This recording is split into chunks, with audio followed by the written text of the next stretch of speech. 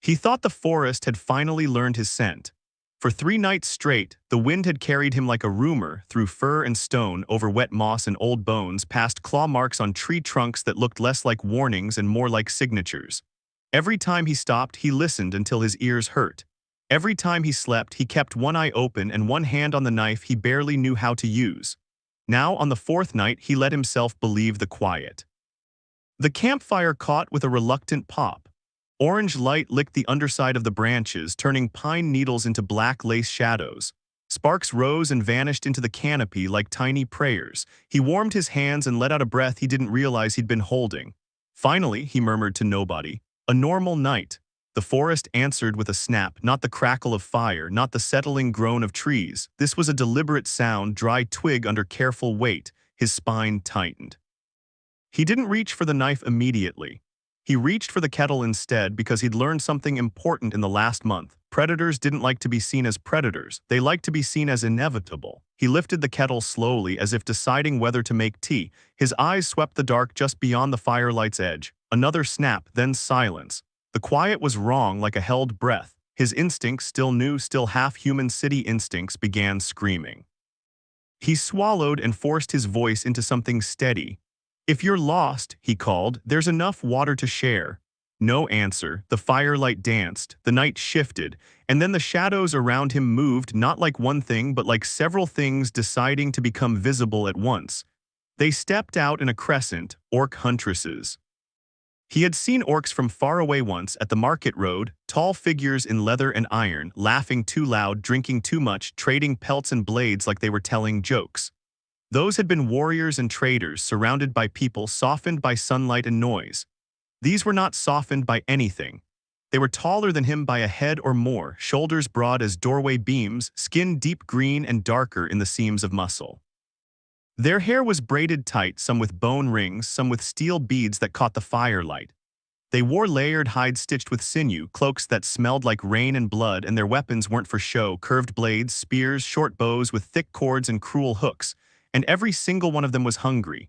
Not in the way a traveler is hungry, not in the way a poor person looks at bread. In the way wolves look at a lone stag, they didn't circle close. They didn't rush. They simply existed there, owning the space like the forest belonged to them, and the fire was something he'd foolishly borrowed. His mouth went dry. The one in the center had pale scars across her cheekbone and a necklace of teeth that might have been boar or might have been something worse. She stared at him as if she was reading a map. Another, to her right, had one tusk broken short. She rolled her shoulders and grinned with the lazy confidence of someone who had never lost a fight. Smallest of them, still taller than him, tilted her head. Her eyes were sharp, the color of amber resin. She didn't look hungry. She looked curious, which was somehow worse. He stood slowly, keeping his hands visible, kettle in one, the other empty. "Evening," he said, because sometimes politeness was a shield. Their leader took one step closer. Firelight painted her tusks like ivory knives. Her voice was low, rough, and amused. "Don't run." The words slid into the air like a blade into water. He didn't run, he did something else instead, something that would have made the man he used to be laugh until he choked. He picked up a flat stone from beside the fire and with his boot nudged it closer to the flames. "Warm yourselves," he said. "It's cold." One of the huntresses barked a laugh, surprised, like she'd expected pleading. Another's nostrils flared as she inhaled the scent of the fire and whatever he'd been cooking earlier: thin rabbit stew, more water than meat. The leader's eyes narrowed. "You offer warmth to the jaws that came for you."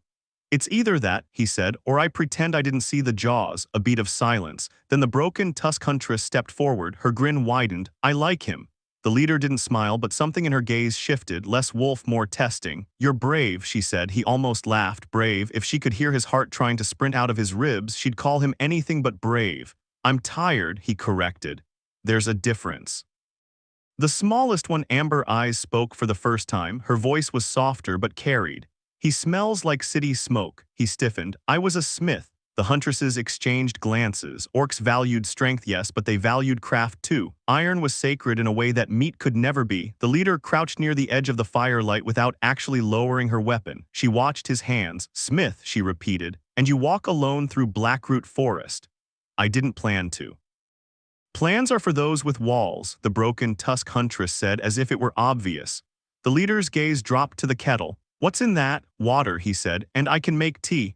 tea, the leader said like the word was a puzzle. It's leaves in hot water. The curious amber-eyed huntress blinked, then made a small sound that might have been a snort. You boil leaves, she said, almost offended. Like a deer pretending to be a bear, he shrugged. It tastes better than fear. That earned him another laugh, this one from the scarred leader, brief and sharp like a crack in stone. Name, she demanded. He hesitated. Names mattered. Names could be hooks, but he was already surrounded. Hooks weren't the problem. Rowan, he said. The leader dipped her chin once, accepting it like a coin. I am Grathka. The others spoke their names like weapons being drawn. Mura, Seln, Bracca, Vesh. Rowan repeated them in his mind because remembering names was another kind of respect. Grathka's eyes slid over him again. You're thin. I've noticed, Mura broken tusk sniffed. We could fix that. Rowan felt his stomach twist. Grathka lifted a hand and Mura's grin faded, restrained. We haven't eaten well, Grathka admitted, voice steady. Winter claws early this year. Game moved north. Traps were stolen. By humans, Rowan asked before he could stop himself. Bracca, the one with the heavy spear, spat. By rats who walk upright and talk about rights. Bandits, Rowan guessed. Vesh, silent until now, nodded once. Her hair was shaved on one side, braided long on the other. She had the calm of someone who watched more than she spoke. Rowan swallowed. Bandits meant humans, most likely. Humans starving meant humans stupid. He set the kettle down carefully and reached into his pack, not suddenly, not like grabbing a weapon. He pulled out a small cloth bundle and unwrapped it. Inside were 3 hard biscuits, chipped at the edges, more grit than bread. He'd been saving them like they were gold. He held them out. Grathka stared at the biscuits, then at him as if he'd offered her his heart. You feed us, she said. It's not much. It's food. Rowan's mouth felt strange. I know what hunger does to people. Mura took a biscuit and bit into it like she expected it to bite back. Her eyes widened either at the taste or the surprise of receiving something without taking it. Seln amber eyes didn't reach immediately. She watched Rowan instead. Why? Rowan hesitated. The honest answer was complicated. Because he didn't want to die. Because he didn't want to be the kind of man who watched hunger in someone else and did nothing. Because somewhere under his fear he felt a quiet rage that the world kept turning people into monsters for lack of bread. So he went with the simplest truth. Because it's cold, he said again. And because I can. Grathka's gaze sharpened like a blade finding its angle. For a human, she said slowly, you are. Strange, Rowan let out a shaky breath. I've heard that. The Huntresses settled, not exactly relaxing but shifting from immediate threat to watchful presence. Bracca leaned her spear against a tree. Vesh crouched and held her hands toward the fire without taking her eyes off Rowan. Mura chewed loudly and looked entirely too pleased with herself. Seln stayed just beyond the warm edge, head tilted, studying him like he was a trap she couldn't see. Rowan poured water into the kettle and set it over the flames. His hands trembled less now. Motion helped. He spoke while he worked because silence let fear grow teeth. What do you hunt? He asked. Mura smirked. Anything that runs, Rowan tried to smile. And what doesn't? Bracca's eyes glinted. Then we make it run. He accepted that with a nod he didn't quite feel. The water began to steam. Rowan dug out a small tin of dried leaves, something his mother had pressed into his hands before he'd left the city, as if tea could protect him from the world. He added the leaves, stirred, waited. When he poured, he used the only cups he had, 2 battered metal mugs, not enough for all of them. He held them out anyway. Seln took one, sniffed it, and frowned. It smells like grass. It's meant to, Rowan said. Mura took the other and drank immediately. She froze, her eyes narrowed in suspicion. She drank again, slower. Then she made a noise that might have been appreciation or pain. This leaf water, she declared, is not awful. Rowan laughed despite himself. It burst out of him quick and startled, and the sound seemed to confuse even the forest. Grathka watched him laugh like she'd never seen it up close. Then softly she said, You know what, we are human. Rowan's laughter died. Yes, he said carefully. And you still offer warmth. Rowan stared into the fire. The flames shifted, hungry in their own way. If you wanted me dead, he said, I'd be dead already. A long pause. Grathka's voice dropped lower. Not dead, taken. The words slid under his skin. Rowan's breath hitched. Taken? Mura grinned again, showing her tusks. Finally a man, she said, echoing something like a joke and something like a prayer. Rowan's mind scrambled. He'd heard stories, whispers in taverns, warnings mothers told daughters, and men told each other with laughter to hide their fear. Orc huntresses who took men as trophies, as mates, as entertainment. Humans always told the stories like orcs were animals and men were helpless, but the look on Grathka's face wasn't playful, it was weary, like hunger had done more than thin their bodies, it had thinned their options. Seln's amber eyes flicked to Grathka, then to Rowan. "We need a fire maker," Rowan blinked. "A what?" "A man," Braca said bluntly. "Not for your stories, for ours." Rowan's pulse thudded in his throat. "I don't understand." Grathka leaned forward. The firelight cut her face into sharp planes, made her scars look like carved stone. "Our tribe lives beyond the ridge," she said. "Stone caves and river mist. We have warriors, hunters, mothers, daughters." Rowan swallowed. "We have no sons." The words landed like a stone in water, sending ripples through everything he thought he knew. Mura's grin faltered for the first time. Vesh's gaze lowered briefly, like she didn't want him to see something in her eyes. Seln spoke quietly. "A sickness came 3 winters ago. It took the men first, then the elders, then the children who weren't strong." Rowan's throat tightened. He'd seen sickness in the city. He'd watched it hollow out people until they looked like shadows in their own beds. Grathka's jaw clenched. Humans came after to help, with priests and promises and a cart full of silver. Braca spat again. "They helped themselves." Rowan's stomach sank. "They raided you." "They called it a tax," Mura said, bitterness sharp. "They took our medicine, they took our iron, they took our men's bones and called them proof the plague was gone." Rowan felt heat in his face, not from the fire. Shame, anger, something sour and heavy. "I wasn't there," he said, and hated how small it sounded. Grathka's gaze didn't soften. "But you are here." Rowan stared at his hands, smith hands, hands that had shaped nails and horseshoes and fancy city hinges for doors he could never afford. Hands that could build. Seln's voice was steady. "We need someone who can make tools, mend weapons, build traps that aren't stolen by bandits with soft hands." Rowan blinked. "You want a smith." "We want a hearth," Grathka corrected. "We want to survive another winter." Mura leaned forward again, grin returning, though something in it was protective now, not predatory. "And maybe," she added, "we want a man who doesn't flinch when a woman has tusks." Rowan almost smiled. Almost. Then reality caught up. He was alone in the forest, surrounded, and they were offering him a choice that didn't feel like a choice at all. "Is this," he licked his lips. "Is this a demand?" Grathka held his gaze. "It can be if you make it." Rowan's heart hammered. Seln's amber eyes searched his face. "If you come willingly, you are not prey," Braca grunted. "If you fight, you are meat." Mura elbowed Braca. "Don't say meat, it makes him pale." Rowan's laugh came out strangled. His mind spun between fear and something unexpected, possibility. He'd left the city because he'd been accused falsely of forging a noble's seal. A convenient scapegoat when someone else's corruption needed a poor man's neck to fix it. He'd run because courts were for the wealthy and truth was a luxury. He was already exiled, already hunted in a softer way.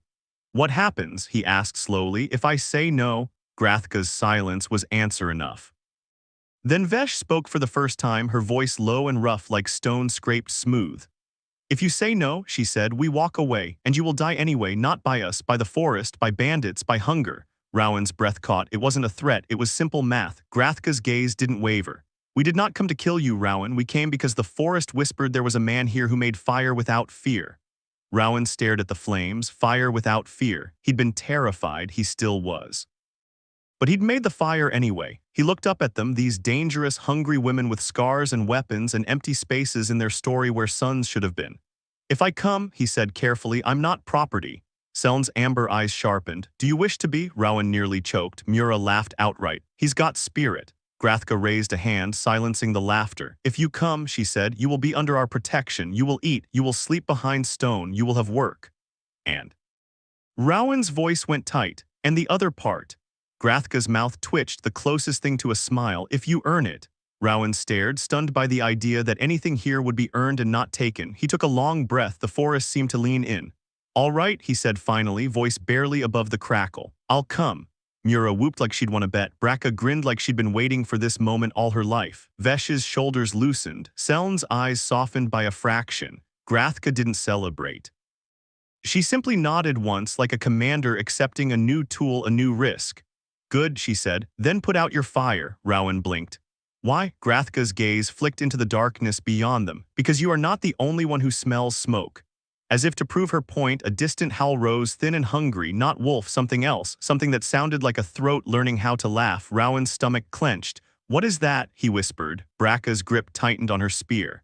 "Gutter ghouls." Mura's grin faded. "They follow easy meals." Seln looked at Rowan. They follow men alone. Rowan moved quickly, scooping dirt onto the flames, dousing the glow until only a sullen red remained. His hands worked faster than his fear. Grathka stepped closer, and for the first time she reached out not with a weapon but with a hand. Her fingers closed around his wrist, strong and warm. "Stay between us," she ordered. Rowan nodded. They moved through the forest like they belonged to it. Rowan stumbled at first, but Seln caught his elbow with surprising gentleness and guided him over roots that tried to trip him. Mura walked behind, humming something low and rhythmic like a war song sung under breath. Braca and Vesh ranged wider, silent shadows with spears ready. The howl came again, closer now, multiplied 3 voices, then 5. Rowan's mouth went dry. Grathka lifted 2 fingers to her lips and whistled short, sharp. A signal. The Huntresses shifted formation instantly. Rowan suddenly realized he wasn't the center of their circle because he was prey. He was the hearth. They protected what they needed. A shape moved in the dark, too thin to be an animal, too fast to be human. It skittered between trees, eyes catching the faint ember glow on Rowan's clothes. Braca's spear moved like lightning, a wet crack, something hissed, high-pitched, furious. Mura laughed softly. "Come out," she taunted. "Let him see what you are." 2 more shapes lunged, and Vesh's blades flashed. Rowan caught a glimpse of gray skin stretched too tight over bone, a mouth full of needle teeth, hands ending in claws that looked almost human. He recoiled. Seln pushed him behind her without looking back. "Don't watch," she said. Rowan didn't listen. He watched anyway because fear made him stubborn, because he needed to know what hunted him in the dark. The fight was brutal and fast. Orc Huntresses didn't waste motion. They didn't posture. They killed like it was a craft. A ghoul tried to dart past Braca toward Rowan. Grathka stepped into its path and slammed her elbow into its throat hard enough to make it fold like wet cloth. Her blade finished the rest. The forest went quiet again. Rowan's breath came in ragged bursts. His hands shook. Mura wiped her blade on a leaf. "They were hungry," she said casually. Rowan stared. "So are you." Mura looked at him, and for once her grin held no joke. "We are hungry," she agreed, "but we do not eat what begs." Rowan swallowed hard. Grathka touched his shoulder, steadying him.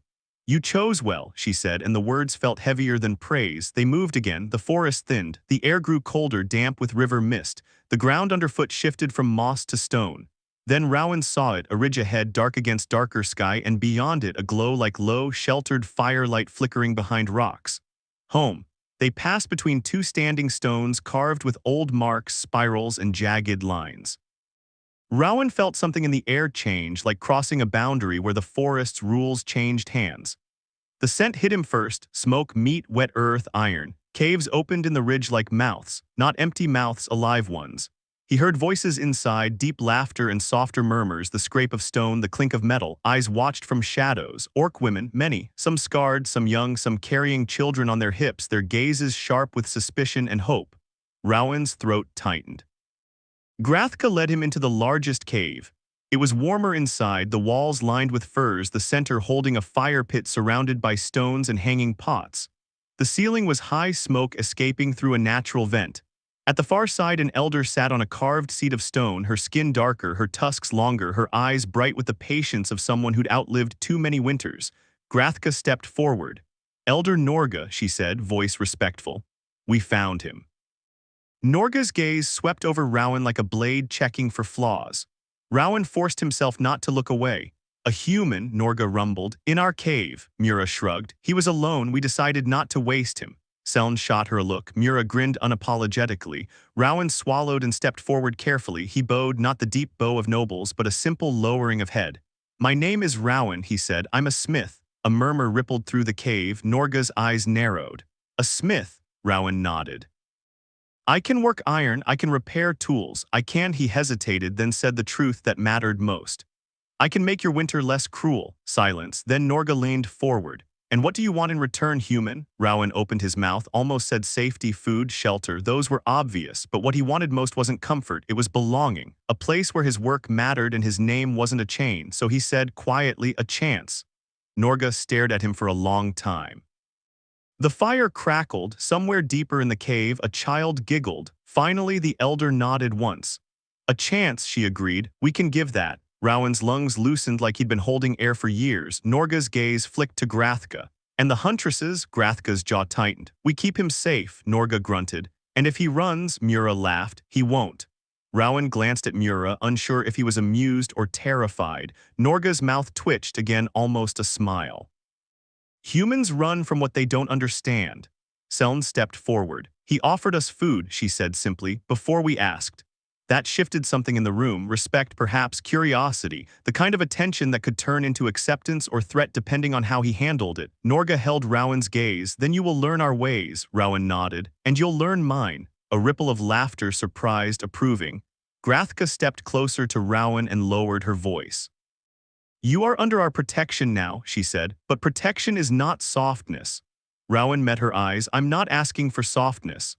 Mura leaned over his shoulder and whispered, warm breath and mischief. Still, we can offer it sometimes. Rowan flushed and a few orcs laughed. It was strange, this laughter in a place that had been carved by hunger and loss. It didn't erase the danger. It didn't make the world gentle, but it made it human, or something like it. That night, Rowan sat by a different fire, in a cave where smoke rose through stone and not into open sky. He ate stew with real meat in it, thick with root vegetables and herbs he didn't recognize. He drank leaf water that tasted better when shared. He listened to orc voices tell stories of hunts and winters and the sickness that had stolen their men.